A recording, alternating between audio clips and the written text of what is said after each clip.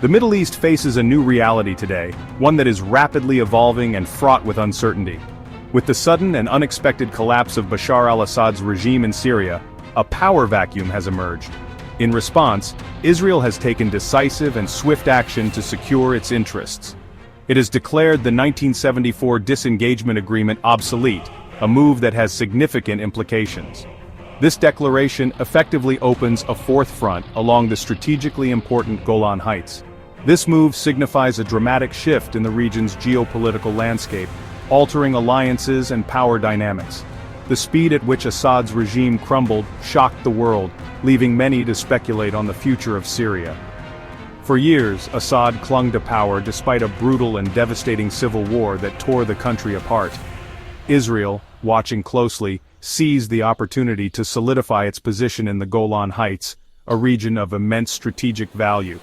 This strategic plateau overlooks northern Israel and has been a point of contention and conflict for decades. Israel's decision to act unilaterally highlights its deep-seated security concerns and its determination to protect its borders. The power vacuum in Syria poses significant risks, with various factions vying for control and influence. The possibility of hostile forces gaining a foothold near its border is a threat Israel seems unwilling to tolerate, prompting its proactive measures.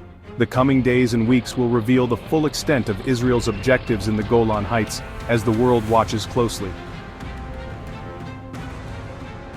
Israel wasted no time in asserting its presence in the Golan Heights.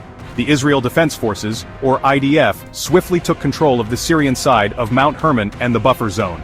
This decisive action was accompanied by a wave of over 100 airstrikes, targeting key military sites across Syria.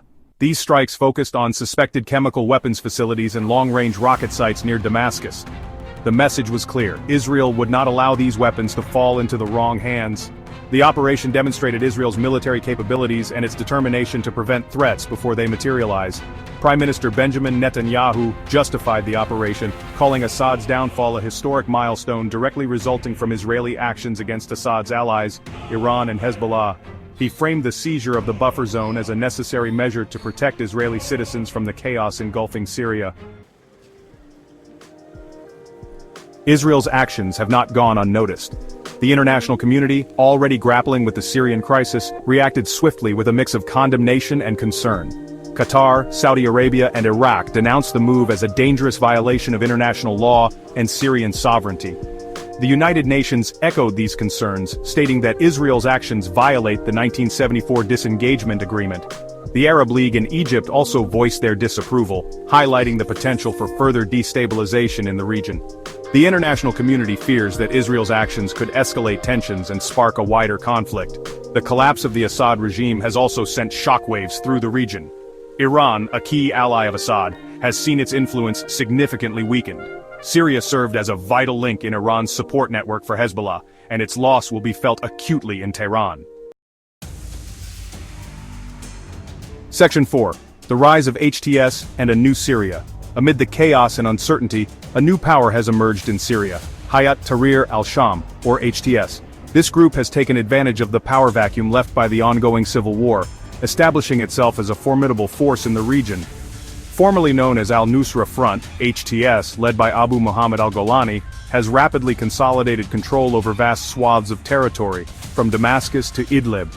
Their strategic maneuvers and military prowess have allowed them to gain significant ground.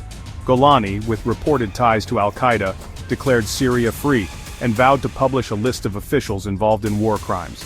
His leadership has been both charismatic and controversial, drawing both support and condemnation. The rise of HTS raises serious concerns about the future of Syria. The group's influence extends beyond mere territorial control, impacting the lives of countless civilians caught in the crossfire. The group's extremist ideology and brutal tactics have drawn comparisons to ISIS. Their methods include harsh punishments and strict enforcement of their interpretation of Islamic law. Their ascendance injects a dangerous new element into an already volatile situation.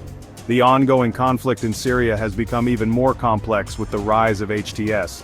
The international community now faces the daunting task of preventing Syria from becoming a haven for terrorist groups. Efforts to stabilize the region are more critical than ever.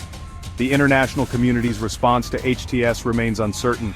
Diplomatic efforts are ongoing, but the path forward is fraught with challenges.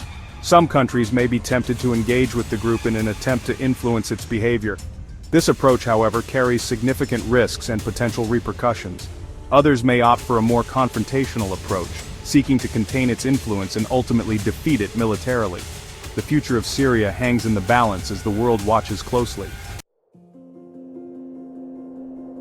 Section 5: The Golan Heights, a contested prize. The Golan Heights, at the heart of the current crisis, has a long and contentious history, marked by numerous conflicts and political disputes.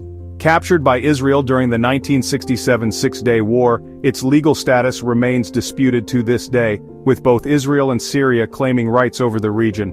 The international community, with the exception of the United States, does not recognize Israeli sovereignty over the territory, viewing it as occupied land. Israel's decision to annex the Golan Heights in 1981 was met with widespread condemnation and protests from various countries and organizations. The United Nations Security Council declared the annexation null and void, emphasizing the need for a peaceful resolution to the conflict. However, Israel has maintained its control over the territory, citing security concerns, strategic importance, and the lack of a credible peace partner in Syria. The Druze community, an ethno-religious group with a significant presence in the Golan Heights, has been deeply affected and divided by the ongoing conflict. Some Druze have aligned themselves with Israel, seeking stability and security, while others remain loyal to Syria, holding onto their cultural and national identity. The recent events have rekindled tensions within the community, as Druze on both sides grapple with an uncertain future, facing challenges and hopes for peace. Section 6: Implications for the region and beyond. The implications of the crisis in Syria extend far beyond its borders. The entire region is on edge as the situation continues to evolve. The potential for spillover is high, with neighboring countries already grappling with the influx of refugees and the rise of extremist groups. The power vacuum created by the collapse of the Assad regime has emboldened regional actors. Turkey, already embroiled in the Syrian conflict, has increased its military presence in northern Syria, ostensibly to counter Kurdish forces. Turkey's actions have raised concerns about its long-term intentions in the region. The United States, while welcoming the fall of Assad, has expressed caution about the potential for further instability. The Biden administration has called for a political solution to the conflict but has so far refrained from direct military intervention. Section 7: An uncertain future. The situation in Syria remains fluid and unpredictable. The fall of Assad has ushered in a new era of uncertainty, with no clear path forward. The country is fractured, its people exhausted by years of war.